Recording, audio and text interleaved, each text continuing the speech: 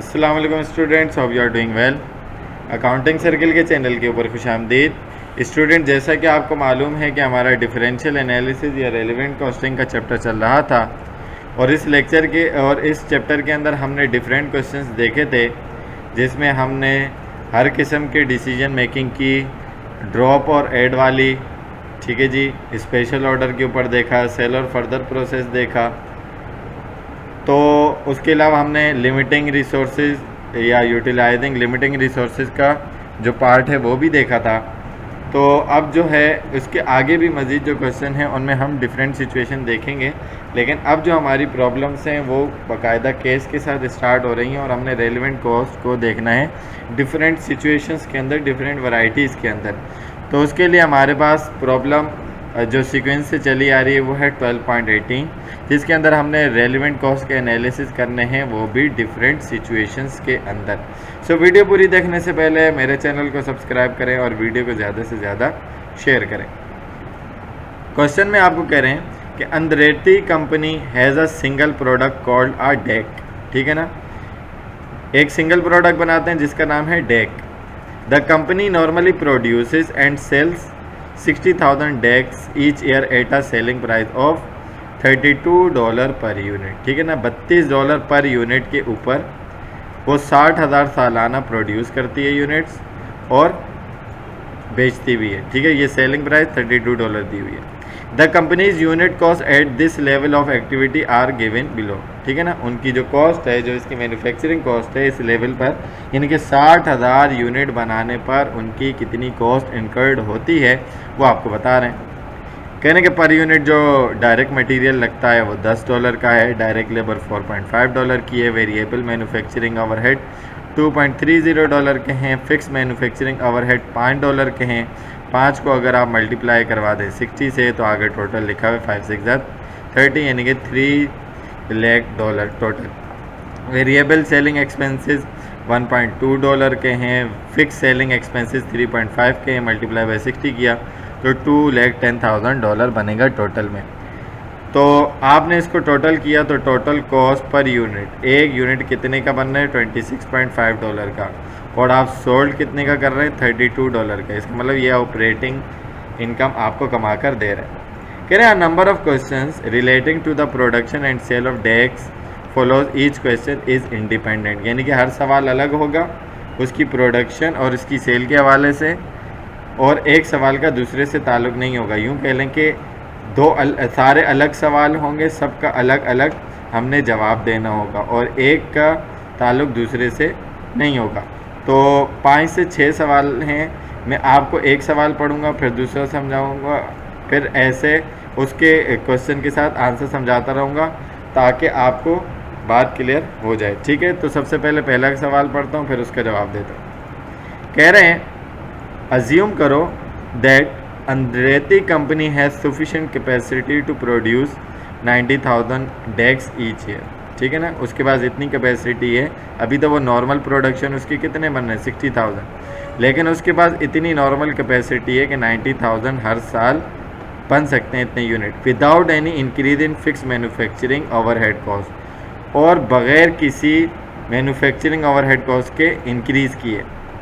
उसके अलावा the company could increase it sales by 25% above present 60,000 unit each year, ठीक है ना। और कंपनी जो है वो 25% से अपनी सेल को इंक्रीज़ करेगी। अभी तो 60, इससे ऊपर 60,000 यूनिट से ऊपर 25% जो है वो हर साल वो इंक्रीज़ करेगी।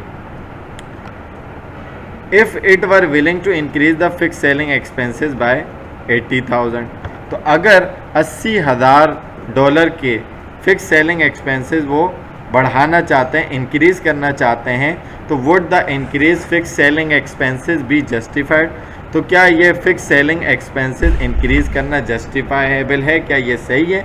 तो हमने इसका आंसर देना है।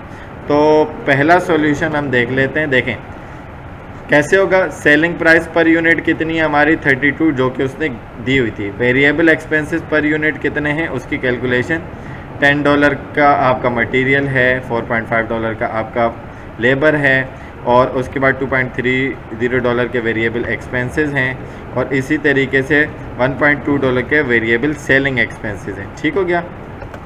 तो ये आपके तमाम वेरिएबल एक्सपेंसेस आ गए। इनको अगर मैं टोटल करूं तो $18 पर यूनिट के ऊपर ये आपका एक्सपेंस इनकर्ड होता है। तो माइनस किया तो आपका कंट्रीब्यूशन मार्जिन पर यूनिट कितना हो गया? $14। एक यूनिट पे आप $14 का कंट्रीब्यूशन मार्जिन कमा रहे हैं। अच्छा, ठीक हो गया। अब increase in sales in unit, आप इन 60,000 के ऊपर कितना इंक्रीज़ कर रहे हैं? उन्होंने कहा था 25%। तो 60,000 का 25% कितना बनता है? 15,000। यानी कि 15,000 यूनिट मज़ीद आप हर साल बेचोगे। तो कंट्रीब्यूशन मार्जिन पर यूनिट कितने? $14 का मल्टीप्लाई किया तो आपका इंक्रीमेंटल कंट्रीब्यूशन मार्जिन कितना हो जाएगा? $210,000 का हो जाएगा। जो मज़ीद आप 15,000 यूनिट इंक्रीज़ करेंगे उसके ऊपर $14 का पर यूनिट का कंट्रीब्यूशन होगा, तो आपको टोटल में 2,10,000 रुपये कमा कर देगा। इसमें से आपने जो फिक्स सेलिंग एक्सपेंसेस आप विलिंग हैं 80,000 बढ़ाने के, वो लेस करवा देंगे तो आपका जो डिफरेंस आएगा वो 130,000 का आ जाएगा, जो कि इंक्रीमेंटल नेट ऑपरेटिंग इनकम है। तो इसका आंसर फिर क्या हुआ? Yes, the increase in fix selling expense would be justified, यानी कि आप इसको इंक्रीज़ कर सकते हैं। इंक्रीज़ करने के बाद भी ये आपको नेट ऑपरेटिंग इनकम $130,000 की कमा कर देगा। ठीक है, यानी कि इससे इतना ज़्यादा इफ़ेक्ट नहीं पड़ेगा, आप इतने का एक्सपेंस कर सकते हैं। यानी कि जहाँ तक आपकी ब्रेक इवन नहीं आ सकती वहाँ तक के यूँ समझ लें, अज्यूम कर लें कि आप फिक्स सेलिंग एक्सपेंसेस इनकर्ड कर सकते हैं, लेकिन उसको जितना कंट्रोल करें उतना ज़्यादा आपके लिए बेहतर है। ये पहले सवाल का आपका आंसर हो गया। अब देखते हैं दूसरा क्वेश्चन क्या कह रहे हैं। दूसरे में कह रहे हैं अज्यूम, दोबारा अज्यूम करें that Andretti company has sufficient capacity to produce 90,000 decks. अब भी उसके बाद 90,000 डेक्स हर साल बनाने की कैपेसिटी मौजूद है।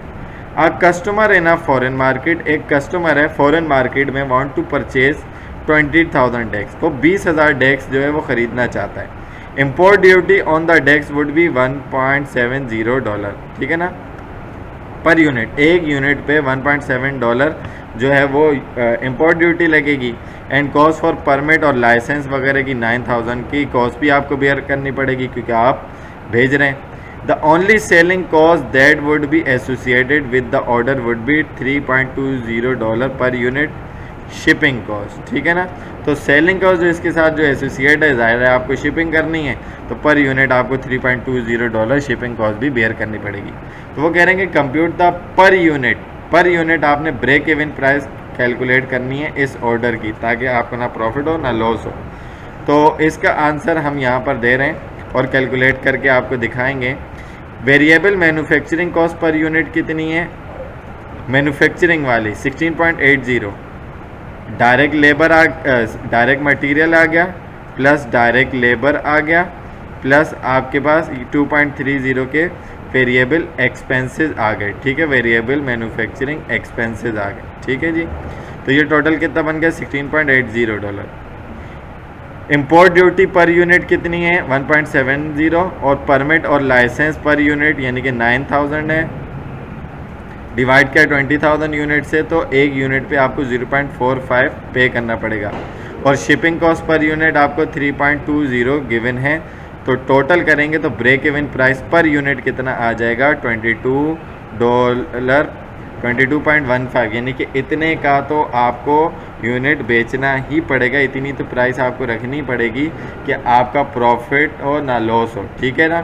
समझ में आ रही बात? नॉर्मली तो आप यूनिट कितना क्या बेचते हैं? 32 का, लेकिन आपको इस केस में ब्रेक इवन मालूम करने का कहा है तो 22.15 को तो आपको अपनी प्राइस रखनी ही पड़ेगी, ठीक है, ताकि आप नो प्रॉफिट नो लॉस वाली कंडीशन में आ जाएं।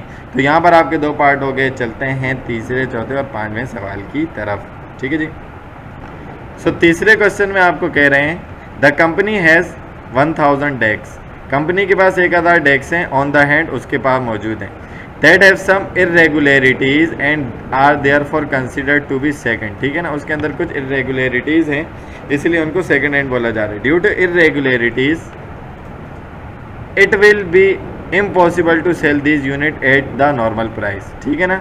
इस इरेगुलरिटी की वजह से इन यूनिट्स को बेचना मुश्किल लग रहा है नॉर्मल प्राइस पे, यानी कि $32 पे जो बेचते हैं थ्रू रेगुलर डिस्ट्रीब्यूशन चैनल, जो नॉर्मली आप कस्टमर को बेचते हैं डिस्ट्रीब्यूशन चैनल के थ्रू पैसे। तो what unit cost figure is relevant for setting a minimum selling price explain. तो क्या यूनिट कॉस्ट आपने बतानी है कि वो रेलिवेंट होगी ताकि हम इसकी मिनिमम सेलिंग प्राइस सेट कर सकें और उस पर इसको बेचकर अपने यूनिट भी बेच दें और कुछ ना कुछ हम प्रोसीड कर सकें। तो थर्ड पार्ट का आंसर थ्योरेटिकल है, कह रहे द रेलिवेंट कॉस्ट इसकी क्या होगी 1.20 per unit which is variable selling expense, ठीक है ना। रेलिवेंट होगी पर डेक पर वेरिएबल सेलिंग एक्सपेंस के बेचने पर आपकी जो कॉस्ट आएगी, because the irregular unit have already been produce, क्योंकि वो तो ऑलरेडी बन चुके हैं, ठीक है। तमाम प्रोडक्शन कॉस्ट उसके ऊपर लग चुकी हैं, लेबर मटेरियल वगैरह सब, तो वो तो हो गया क्या संक कॉस्ट का पार्ट, वो तो लग चुका, ठीक है जी। अब बन चुका है और यूनिट हो गया है ख़राब, अब आपने आगे बेचना है तो मार्केटिंग करनी पड़ेगी, ठीक है ना। अगर मार्केटिंग कर नहीं सकते थ्रू रेगुलर चैनल बेच नहीं सकते, तो सेलिंग एक्सपेंस इस वजह से आपका क्या हो गया रेलिवेंट हो गया। The fix selling expenses are not relevant, वो रेलिवेंट नहीं है because they will be incurred whether or not the irregular unit are sold. Regular हो या इरेगुलर यूनिट हो, वो बेचें ना बेचें, उन्होंने तो इनकर्ड होना ही है। So depending on how the irregular unit are sold, अब ये डिपेंड करता है कि इरेगुलर यूनिट्स कैसे सोल्ड किए जाएंगे।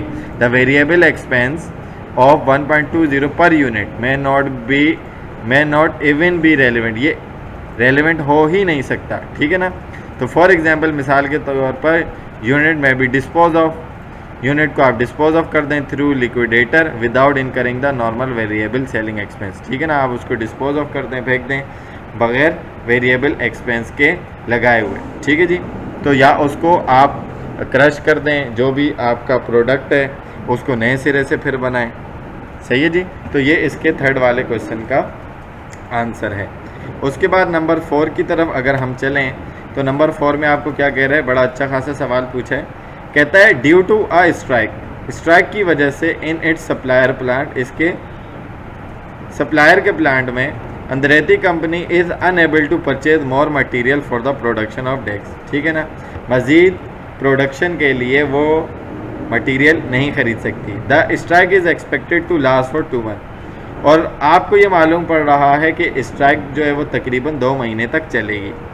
अंद्रेती company has enough material on hand, उसके बाद इतना मटेरियल मौजूद है to operate at 30% of normal level for 2 month period, ठीक है ना, ताकि वो नॉर्मल लेवल 30% के ऊपर ऑपरेट करे, 2 महीने के लिए सर्वाइव कर सकती है, इतना मटेरियल मौजूद है। As an alternative Andretti could close its plant down entirely for the 2 month, उसके ऑल्टरनेटिव में वो अपना प्लांट भी 2 महीने के लिए बंद कर रही है। If the plant were close, अगर प्लांट हो जाता है close, fix manufacturing overhead cost would continue at 60% of their normal level during the 2 month, जो उनकी फिक्स मैन्युफैक्चरिंग ओवरहेड कॉस्ट है वो 60% पे उनके नॉर्मल लेवल जो जिस पर वो चला रहे हैं 2 महीने में काम करेंगे, उस पीरियड तक 60% पर जो है वो इनकर्ड होगी। And the fix selling expense would be reduce by, वो 20% से रिड्यूस हो जाएंगे क्योंकि आपकी प्रोडक्शन ही कम हो रही है। What would be the impact on profit, profit पर क्या इम्पैक्ट होगा of the closing of the plant for the 2 month, 2 महीने के लिए अगर हम इस प्लांट को बंद कर देते हैं तो क्या फ़र्क आएगा। तो इसका सॉल्यूशन आप देख लें कि देखें, सबसे पहली बात, साल में होते हैं 12 महीने, 2 महीने के लिए हो रहा है बंद plant. If the plant operate at 30%, 30% normal level पे काम कर रहा है, तो इसका मतलब ये सिर्फ और सिर्फ 3000 यूनिट बनाएगा। Will be produce and sold during the 2 month period, ठीक है। कैसे, 60,000 यूनिट हर साल बनाता है, मल्टीप्लाई बाय 2, 2 महीने ही काम करेगा 12 में से, तो ये हो गए कितने 10,000 यूनिट। 10,000 यूनिट का 30%, क्योंकि उन्होंने क्या कहा कि 30% लेवल पे काम करेगा, तो 10,000 का 30% कितना हुआ 3,000, तो 3,000 यूनिट प्रोड्यूस करेगा और 3,000 यूनिट ही बेचेगा। तो अब 3,000 यूनिट पे हमने फैसला करना है। तो कह रहे हैं कि contribution margin loss if the plant is close, अगर प्लांट क्लोज हो जाता है तो हमारा कंट्रीब्यूशन मार्जिन कितना लॉस्ट होगा, तो 3,000 यूनिट है, $14 पर यूनिट। $14 पर यूनिट कैसे आया? $32 सेलिंग प्राइस थी, 10 मटेरियल हो गया, ये लेबर हो गया, वेरिएबल सेलिंग एक्सपेंस हो गया, और 1.20 जो था, सॉरी 1.20 वेरिएबल एक्सपेंस था और 2.30 फिक्स वेरिएबल मैन्युफैक्चरिंग ओवरहेड था। इन सब को टोटल करके माइनस किया तो पर यूनिट जो आपका कंट्रीब्यूशन मार्जिन है वो $14 आ गया। तो मल्टीप्लाई किया तो $42,000 का आप लॉस कर रहे हैं। Fix cost that can be avoided if the plant is close. अगर प्लांट क्लोज हो जाते हैं तो जो फिक्स कॉस्ट आप अवॉइड कर जाएंगे वो क्या होगी? फिक्स मैन्युफैक्चरिंग ओवरहेड कॉस्ट कितनी थी? 3 लाख की थी टोटल, जो पीछे गिवन थी। 2 महीने डिवाइडेड बाय 12 तो 50,000, और वो इनकर्ड होगी 40% पे, तो वो आ जाएगी 20,000। और फिक्स सेलिंग कॉस्ट जो थी वो 10,000 की थी, 2 महीने चलेगा, उसका निकालेंगे 12 से डिवाइड करके तो 35,000, और 20% से रिड्यूस हो जाएगी तो ये आ जाएगा 7,000।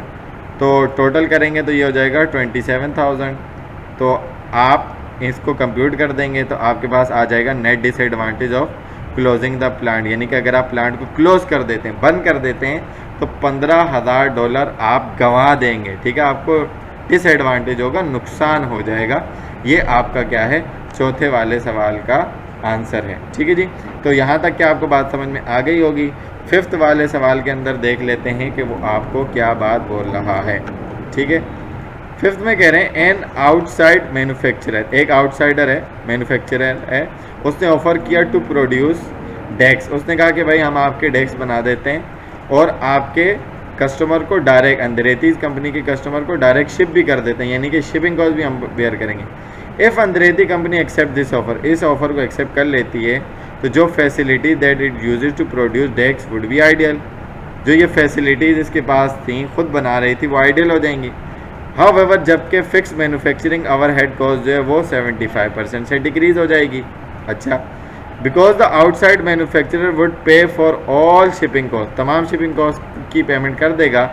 The variable selling expense would be only 2/3, वो ओनली 2/3 रह जाएंगे अपनी प्रेजेंट अमाउंट के। तो आपने कंप्यूट करनी है यूनिट कॉस्ट जो कि रेलिवेंट है to the price quoted by the outside manufacturer. ठीक है ना, आउटसाइड मैन्युफैक्चरर ने जो प्राइस कोट की है उसके कंपैरिजन में आपने रेलिवेंट कॉस्ट जो है वो बतानी है। तो चलते हैं इसके सॉल्यूशन की तरफ और देखते हैं कि क्या आंसर है। सो 5th वाला आपके पास आंसर है, द रेलिवेंट कॉस्ट आर दो that can be avoided. Relevant cost इस केस में कौन सी होंगी? जो कि अवॉइड हो जाएंगी जब आप आउटसोर्सिंग करेंगे, बाहर के मैन्युफैक्चरर से परचेज़ करेंगे। तो वो कॉस्ट कौन कौन सी हैं वो आपने देखना है। सबसे पहले तो वेरिएबल मैन्युफैक्चरिंग कॉस्ट, जिसके अंदर आपके पास क्या शामिल था सर? मटेरियल शामिल था, प्लस आपके पास लेबर शामिल थी, प्लस आपके पास वेरिएबल सेलिंग एक्सपेंसेस शामिल थे। ठीक है ना, वेरिएबल सेलिंग एक्सपेंसेस शामिल थे। तो ये टोटल मिलाकर $16.80 पर यूनिट बनता है। ठीक हो गया। उसके बाद आपके पास है फिक्स मैन्युफैक्चरिंग ओवरहेड की कॉस्ट, जो कि टोटल कितनी थी? 3 लाख की। उसने कहा 75% से रिड्यूस हो जाएगी, तो 75% इसका कितना बनता है? 225,000। 225,000 कितने यूनिट बना रहे हैं या बनाने को देंगे? 60,000 यूनिट। तो डिवाइड किया तो $3.75 पर यूनिट बनता है। ठीक है, और जो वेरिएबल एक्सपेंसेस हैं वो पर यूनिट 1.20 हैं। तो उन्होंने क्या कहा कि ओनली 2/3 रह जाएंगे। ठीक है ना, ये पीछे आप देख सकते हैं कि ओनली 2/3 रह जाएंगे प्रेजेंट अमाउंट के। इसका मतलब अभी कितना इनकर्ड होगा? 1/3 होगा बाकी का। तो 1/3 आप इसका निकालेंगे तो ये बनेगा $0.40। तो इसको जब आप टोटल करेंगे तो जो टोटल कॉस्ट अवॉइड हो जाएगी आउटसोर्सिंग करने पे, तो वो हो जाएगी $20.95 पर यूनिट के हिसाब से। ठीक हो गया। तो अगर इसको मैं मल्टीप्लाई करवा दूँ $60,000 से, तो आपकी जो टोटल कॉस्ट अवॉइड हो जाएगी वो कितनी होगी ये आपको पता लग जाएगा। ठीक है जी। तो $60,000 को आप मल्टीप्लाई करवा दें, 60,000 मल्टीप्लाई बाय 20.95। ठीक है ना, तो ये तकरीबन आपकी 12,57,000 की जो कॉस्ट है टोटल में, वो अवॉइड हो जाएगी आउटसोर्सिंग करने की वजह से। तो नतीजा आखिर में क्या है, to be acceptable the outsider manufacturer quotation must be less than 20.95 per unit. उसकी जो कोटेशन होनी चाहिए, वो जो कॉस्ट रखेगा आपको बेचने की, वो $20.95 यानी तकरीबन $21 से कम होनी चाहिए, नहीं तो आपको बाहर से आउटसोर्सिंग करने में नुकसान होगा। उससे बेहतर तो यही होगा कि आप क्या करें, खुद अपना यूनिट प्रोड्यूस कर लें और उसको बेच दें। सो आई होप कि ये क्वेश्चन आपको अच्छे तरीके से समझ आया होगा। कुछ थ्योरेटिकल था, कुछ कंप्यूटेशनल था, लेकिन काफ़ी कॉन्सेप्चुअल सवाल था और डिफरेंट सिचुएशंस के अंदर पूछा हुआ था। अगर इसके अंदर आपको कोई भी बात समझ में नहीं आती है तो आप कमेंट सेक्शन में क्वेश्चन करके पूछ सकते हैं।